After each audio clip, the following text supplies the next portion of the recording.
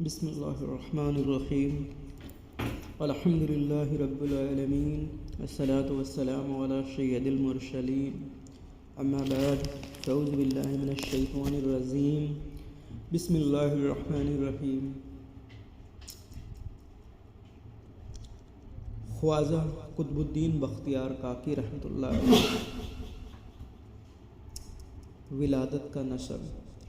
آپ کی ولادت 569 ہجری اور انگریزی کیلنڈر کے مطابق 1174 عیسوی کو گرگستان میں ہوئی۔ وہیں کچھ روایتوں میں ہے کہ آپ کی ولادت کا بغداد شریف میں ہوئی۔ آپ کا نام سجرہ نسب، آپ کا نام بختیار اور پورا نام حضرت خواجہ سید محمد بختیار کاکی تھا۔ آپ سلسلہ نسب امیر المومنین سید الاولیاء مولائے کائنات حضرت علی رضی اللہ تعالیٰ عنہ سے ملتا ہوا۔ آپ کا حسب نسب کچھ یوں ہے: سید محمد بختیار قطب الدین بختیار کاکی رحمۃ اللہ علیہ، سید کلام الدین علیہ الرحمہ، سید موسیٰ علیہ الرحمہ، سید احمد علیہ الرحمہ، سید کلام الدین علیہ الرحمہ، سید محمد علیہ الرحمہ، سید احمد علیہ الرحمہ، سید رضی الدین علیہ الرحمہ، سید مشعوم الدین علیہ الرحمہ، سید رشید الدین علیہ الرحمہ، سید ظفر علیہ الرحمہ، سید نافل و زود علیہ الرحمہ، سیدنا امام علی موسیٰ رضی اللہ تعالیٰ عنہ، سید امام علی موسیٰ قاظم رضی اللہ تعالیٰ عنہ، سید امام جعفر صادق رضی اللہ تعالیٰ عنہ، سید امام باقر رضی اللہ تعالیٰ عنہ، سیدنا امام زین العابدین رضی اللہ تعالیٰ عنہ، سید السادات صدر الاولیاء امام الامام محبوب مصطفیٰ لاڈلہ فاطمہ، سید الاولیاء شیر خدا مشکل کشا محبوب بدر الدجا مولائے عالمین حضرت علی کرم اللہ وجہ الکریم۔ تو اس طرح سے آپ کا تعلق کائنات کے سب سے عظیم سے۔ تو عزیزوں، تذکرہ چل رہا ہے حضرت خواجہ قطب الدین بختیار کاکی رحمۃ اللہ علیہ کے مبارک خاندان کا، کہ اس قدر آپ کا حسب و نسب مبارک اور عظیم ہے۔ لقب آپ کی علمی ذہنیت اور تقوی پرہیزگاری، عبادت، ریاضت کے مد نظر آپ کو القاب عطا ہوئے، وہ یوں ہیں: ملک المشائخ، قطب الآفتاب، قطب الاسلام، سلطان الطریقت، برہان الحقیقت، امام العالمین، سراج الاولیاء۔ آپ کی تعلیم اور عبادت جب آپ کی عمر 1.5 سال یعنی 18 مہینے کی تھی تو آپ کے والد کا انتقال ہو گیا۔ آپ کی والدہ جو ایک خود عالمہ تھیں، انہوں نے آپ کی ابتدائی تعلیم کے لیے اس وقت کے مشہور عالم شیخ ابو حفص کے پاس بھیجا۔ پھر جب آپ کی عمر 17 سال ہوئی، ایک دن بغداد شریف میں خواجہ معین الدین حسن چشتی رحمۃ اللہ علیہ کا گزر ہوا۔ ادھر سے تو کچھ آپ نے ان کے پاس جا کر کہا: اے شیخ، کیا میں آپ کا مرید بن سکتا ہوں؟ عزیزوں، یہ غور کرنے والی بات ہے کہ ابھی آپ نے صرف ظاہری تعلیم حاصل کی ہے، اس کے باوجود آپ کے نظر باطن کی ایک جھلک دیکھی تو آپ نے ایک نظر دیکھتے ہی خواجہ غریب نواز کو پہچان لیا کہ یہ کامل مرشد ہے۔ اب ذرا سوچو، جس نوجوان شہزادے کی نظر کا عالم ابھی یہ تھا، تو جس نے ساری زندگی خواجہ غریب نواز کے قدموں میں گزاری ہو، اللہ اللہ، ان کے مقام کا اندازہ لگا پانا مشکل ہے۔ پھر آپ کو خواجہ غریب نے مرید کیا۔ اس طرح سے آپ خواجہ غریب نواز رحمۃ اللہ علیہ کے پہلے مرید و خلیفہ ہیں۔ آپ کا نام کاکی کیوں؟ انگریزوں آپ سب کے من میں یہ ضرور آیا ہوگا کہ آپ کا نام بختیار تھا اور آپ کا مکمل نام سید محمد حسن بختیار تھا۔ آج پوری دنیا آپ کو بختیار کاکی کیوں کہتی ہے؟ اس کے پیچھے الگ الگ روایت ہیں۔ میں آپ کے سامنے ایک روایت پیش کرتا ہوں جس کے بعد سے آپ کا نام کاکی پڑ گیا۔ انگریزوں اپنا پڑھا عزیزوں، آپ نے پڑھا کہ آپ کے والد کے انتقال کے بعد سے آپ اپنی ماں کے پاس رہتے تھے۔ جب آپ کی عمر 5 سال کی تھی تب آپ مدرسے میں پڑھنے جاتے۔ آپ کی والدہ آپ کے لیے بہت پریشان رہتی، آپ کو ایک نیک فرما بردار انسان بنانا چاہتی تھی۔ ایک دن آپ مدرسہ گئے تو آپ کی ماں نے کھانا پکایا اور اسے الماری میں چھپا دیا۔ جب آپ مدرسے سے پڑھ کر آئے تو آپ کو روز کی طرح بھوک محسوس ہوئی۔ آپ نے امی جان سے کھانے کی طلب کی۔ آپ کی امی جان نے کہا، بیٹا آج ہمیں اللہ روٹی دے گا۔ یہ کہہ کر آپ کو ایک مصلی دیا اور بیٹا لو نماز پڑھ کر دعا کرو، اللہ سے دعا مانگو کہ روٹی عطا کرے۔ آپ نے نماز پڑھنے کے بعد دعا کی۔ عموماً پھر آپ کی ماں نے کہا کہ بیٹا اللہ نے روٹی بھیج دی ہے، چلو کمرے میں تلاش کرتے ہیں۔ اس طرح عموماً یہ روز ہوتا رہا۔ آپ کی والدہ کا مقصد تھا آپ اپنے رب کو پہچان لو۔ ایک دن آپ مدرسے میں آئے، اسی دن آپ کی والدہ اپنے کسی رشتہ دار کے یہاں گئی تھیں۔ انہوں نے جب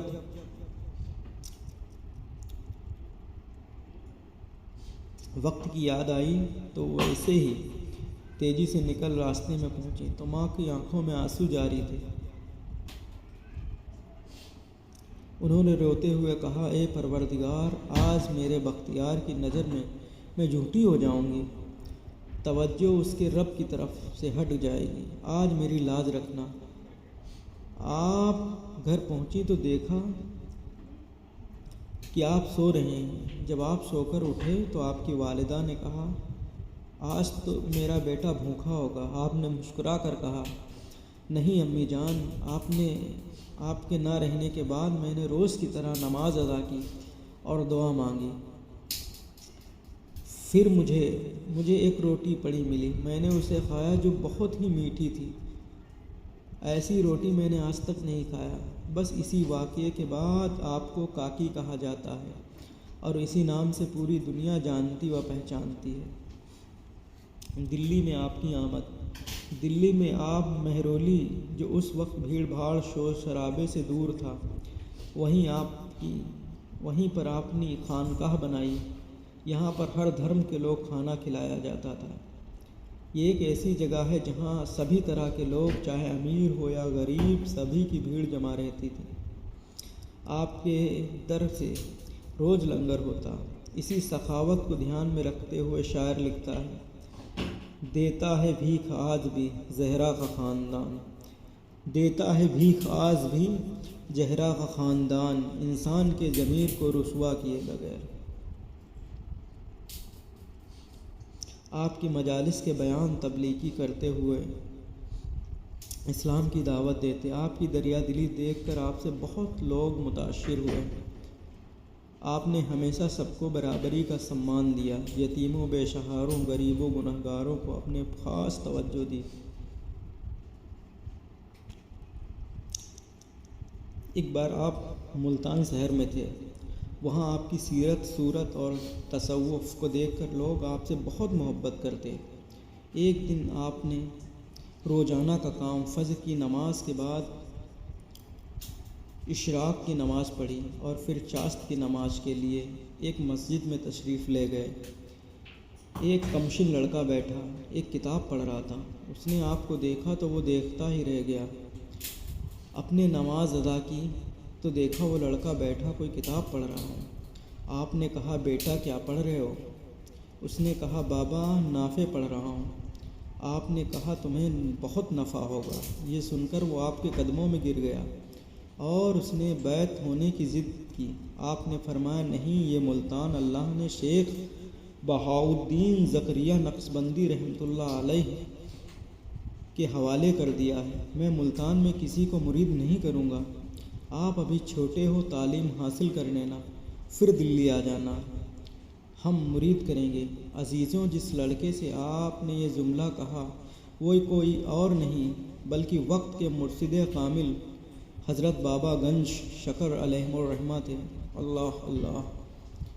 یہ تصوف اپنے وہاں کسی مرید نہیں کیا، سب کو منع کر دیا اور کہا کہ بہاؤالدین رحمۃ اللہ علیہ کا علاقہ ہے، میں یہاں کسی کو اپنا مرید نہیں بناؤں گا۔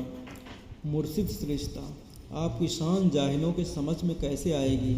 ہم اہل سنت نسبت کو سب سے زیادہ توجہ دیتے ہیں، اور اگر خواجہ قطب الدین بختیار کاکی رحمۃ اللہ علیہ کی نسبت دیکھی جائے تو ایک آپ کچھ سادات گھرانے سے ہیں، دوسری آپ اس عظیم ہستی کے خلیفہ ہیں جو عطائے رسول ہیں۔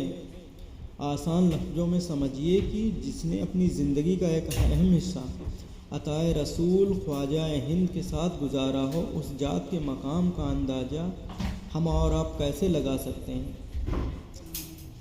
اپنے پیر و مرشد کے سب سے چہیتے تھے۔ خواجہ ہند کو بظاہر دنیا میں جانے کا وقت معلوم ہوا تو آپ نے خواجہ قطب الدین بختیار کاکی رحمۃ اللہ علیہ کو ساری نعمتیں دے دی۔ آپ نے اپنے مرشد پیر و خواجہ عثمان ہارونی علیہ سے ملی تھی اور آپ نے کہا تم کسی کامل ولی کو یہ نایاب وراثت دے دینا۔ اس کے بعد خواجہ ہند نے آسمان کی طرف دیکھا اور کہا اے اللہ، میں قطب الدین کو تیرے حوالے کرتا ہوں۔ یہ کہہ کر آپ ایک کھاٹ پر بیٹھ گئے۔ خواجہ قطب الدین بختیار کاکی رحمۃ اللہ علیہ کے من میں اپنے مرشد کے قدم کو چومنے کا خیال آیا۔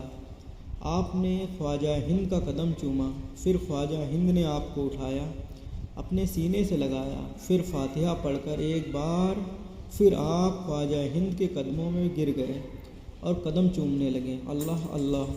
قدم کو چوم کر آپ نے قیامت تک ان کے فتوے بازوں کو یہ آئینہ دکھا دیا کہ مرشد کے قدم چومنا شرک نہیں بلکہ طریقہ مرید ہے، مرید کامل ہے۔ آپ کی ذات پر لاکھوں سلام میرے خاکی۔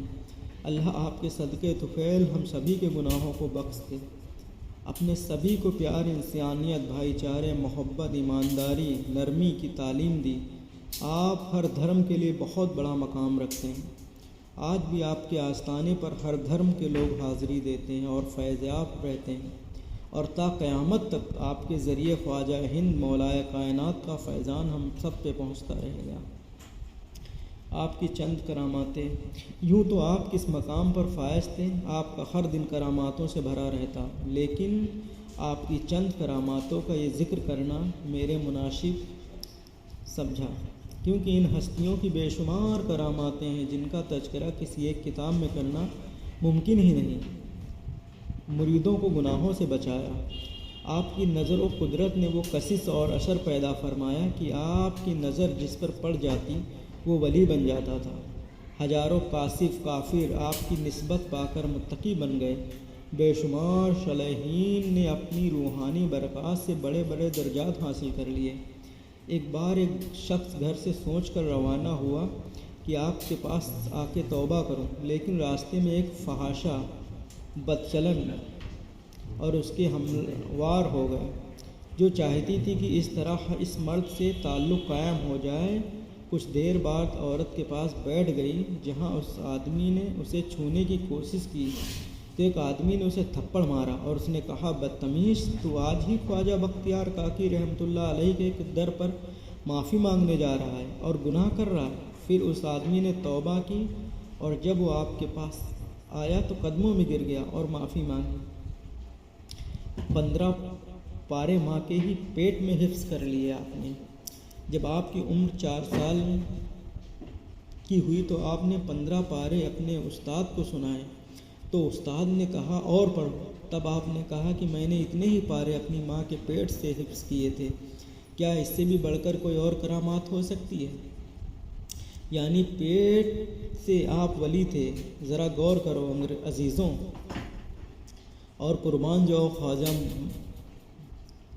بختیار کاکی رحمۃ اللہ علیہ پر اپنے ماں کے پیٹ سے ہی 15 پارے حفظ کر لیے تھے۔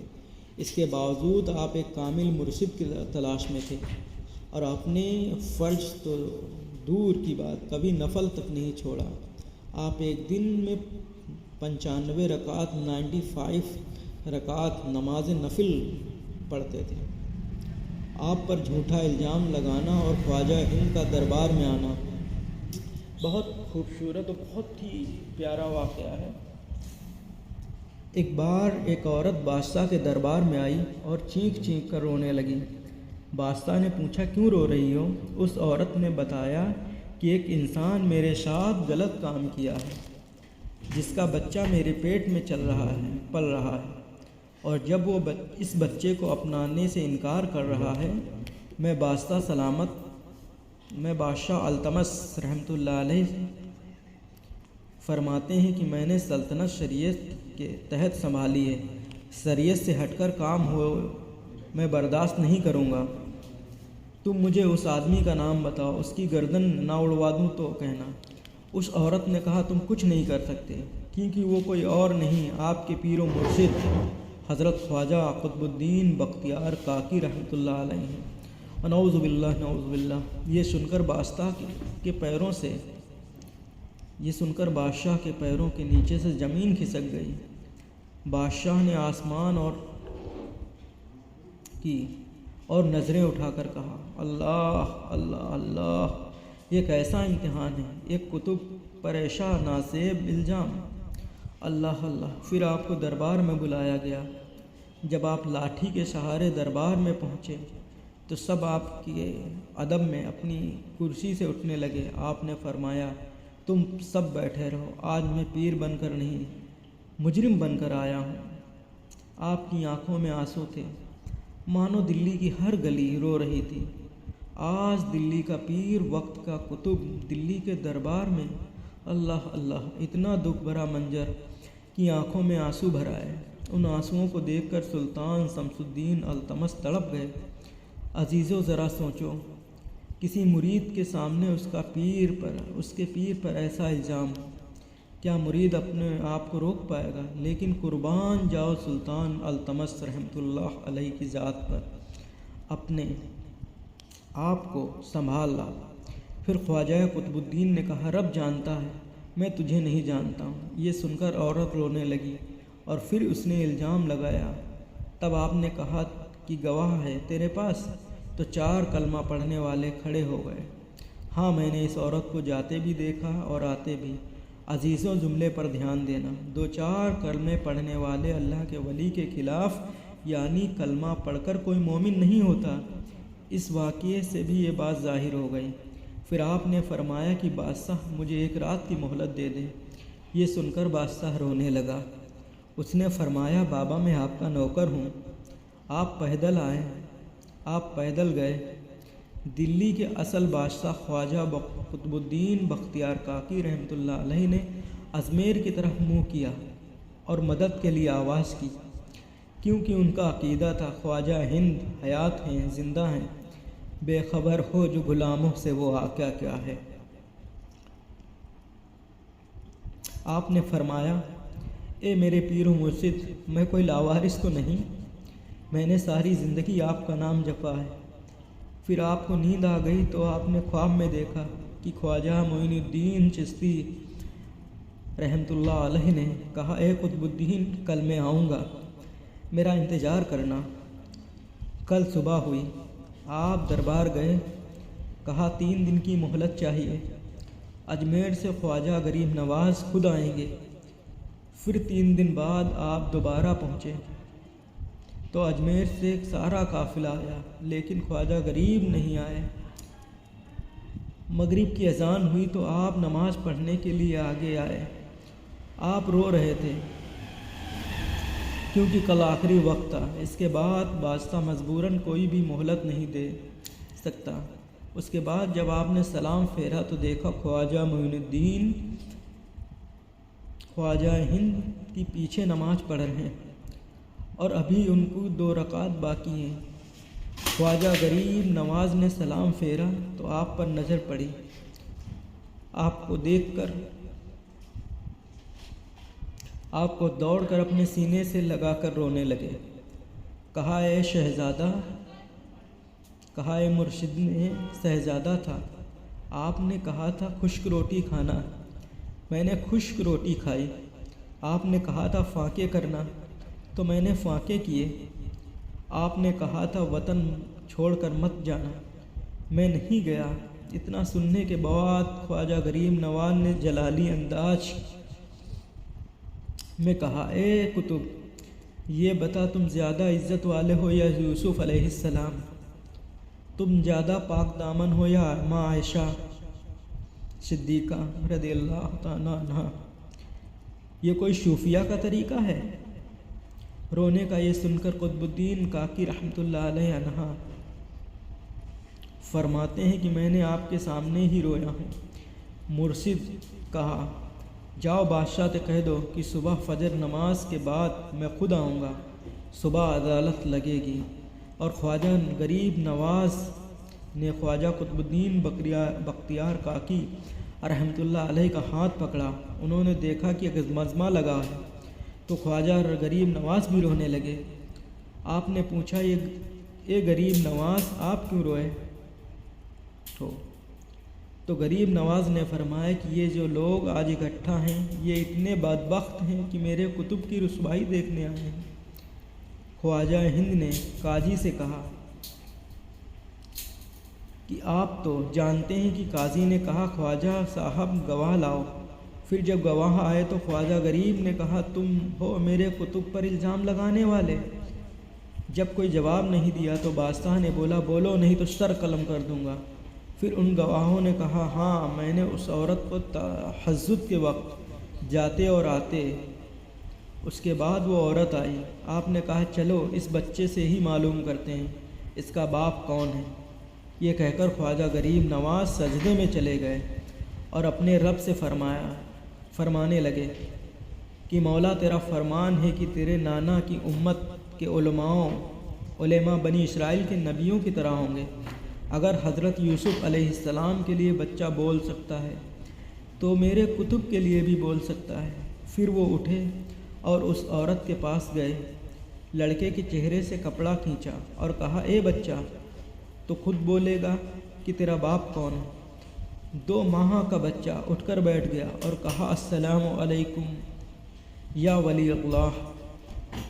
جب یہ فضل ادا کیے تو نعرے لگنے لگے۔ عورت بے ہوش ہو گئی۔ آپ نے فرمایا کہ مجھے سلام نہ کرو، میرے کتب کے بارے میں بتاؤ۔ وہ بچہ بولنے لگا یہ مجمع میں جو فلاں سردار بیٹھا ہے یہ میرا باپ ہے، اور یہ قاضی بھی اس سازش کا حصہ ہے۔ یہ سننا تھا کہ آپ کتب کا ہاتھ پکڑ کر باہر لے کر چلے آئے۔ اتنے میں بادشاہ بھی آپ کے پیچھے اور سب قدموں میں گر گئے۔ آپ نے کہا میں اپنے کتب کو اجمیر لے جا رہا ہوں۔ بادشاہ نے کہا حضور شریعت کی تعمیر کے لیے انہیں یہاں رہنے دیں۔ پھر آپ نے کہا ٹھیک ہے جاؤ کتب، اب قیامت تک کوئی بھی تمہیں رسوا نہیں کر سکے گا۔ اس کے بعد آپ اجمیر چلے گئے۔ عزیزو آپ کو بتا دیں سلسلہ چشت میں محفل سما جائز ہے، اور محفل سما ایک تعلق سے لطائف اشرفی سنابل جیسے معتبر کتابوں میں اس کی عظمت بیان کی گئی ہے۔ خواجہ قطب الدین بختیار کاکی رحمۃ اللہ علیہ کو محفل سما بہت شوق تھا۔ 14 ربیع الاول 17 نومبر 1235 کو آپ نے محفل سما میں بھاگ لیا۔ آپ وجد کی حالت میں تھے اور قوال نصر الدین نے جیسے ہی پڑھا کچھ تگان کنزر تعلیم را ہر زمان عزب غیبے زانے دگرشت، آپ اس کلام کو سن کر وجد میں آ گئے۔ پھر چوتھے دن آپ کا بظاہر انتقال ہو گیا۔ آپ کی درگاہ مہرولی میں ہے۔ آپ کے تعلق سے بہت مشہور قصہ ہے۔ جب قوال ایک شعر پڑھتا آپ کی روح پرواز کر جاتی، پھر جب قوال دوسرا شعر پڑھتا تو آپ کی روح واپس آ جاتی۔ یہ سلسلہ 4 دن تک چلتا رہا۔ پھر آپ نے قوال کو رکنے کا اشارہ کیا اور بظاہر اس دنیا سے الوداع کہہ دیا۔ نماز جنازہ، جب آپ کے مرید نے آپ کو غسل دے کر آپ کا نماز جنازہ پڑھانے کی بات آئی تو آپ کی وصیت کے مطابق وہی انسان آپ کو نماز جنازہ پڑھائے گا جس نے کبھی عشر کی سنت نماز نہیں چھوڑی، جس نے بے وضو کبھی آسمان کی طرف نہ دیکھا ہو، جس نے کوئی حرام کام نہ کیا ہو۔ جب یہ وصیت سنائی گئی تو سب پیچھے ہٹ گئے۔ پھر جب تلاش ہوئی ایسے کمال والے شخص کی تو وہ کوئی اور نہیں آپ کے مرید حضرت سلطان شمس الدین التمش رحمۃ اللہ علیہ تھے۔ آپ رونے لگے کیونکہ ایک راز سے پردہ اٹھ گیا تھا۔ تو عزیزوں، یہ ہے اللہ کے ولی جن کی عبادت اور تقوی پرہیزگاری کے بل آج بھی یہ ہمارے بیچ زندہ ہیں اور تا قیامت تک زندہ رہیں گے۔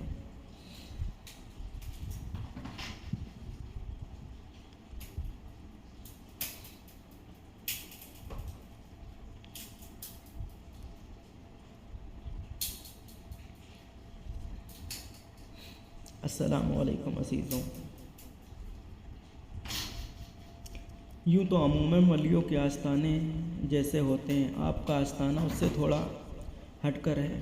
آپ کا آستانہ سمتل ہے، یعنی کافی دور تک پھیلا ہوا ہے، تو اس کے پیچھے بھی ایک راز ہے۔ عزیزوں، ایک بار آپ کے خلیفہ بابا فرید گنج شکر علیہ الرحمہ پاک پٹن سے آپ کے آستانے پر تشریف لائے اور آپ سے آپ کا آستانہ بنانے کی اجازت مانگی۔ آپ نے اجازت دی، پھر آپ مٹی ڈالنے لگے۔ ڈالتے ہی ڈالتے مغرب کی اذان ہو گئی۔ تب آپ کے پیچھے سے آواز آئی، بس کر فرید، اب نماز کا وقت ہو گیا۔ پھر آپ مٹی کو اسی حالت میں چھوڑ کر نماز پڑھنے گئے۔ اس کے بعد سے آج تک آپ کا آستانہ ایسا ہی ہے جہاں سے آج سارا ہندوستان فیض پاتا ہے اور تا قیامت تک پاتا رہے گا۔ جب سلسلہ چشت کا ذکر آئے گا، آپ کا نام ذہن میں گردش کرنے لگے گا۔ اللہ تعالیٰ آپ کے صدقے طفیل ہم سب کو نیک صالح مومن بننے کی توفیق عطا فرمائے، آمین ثم آمین۔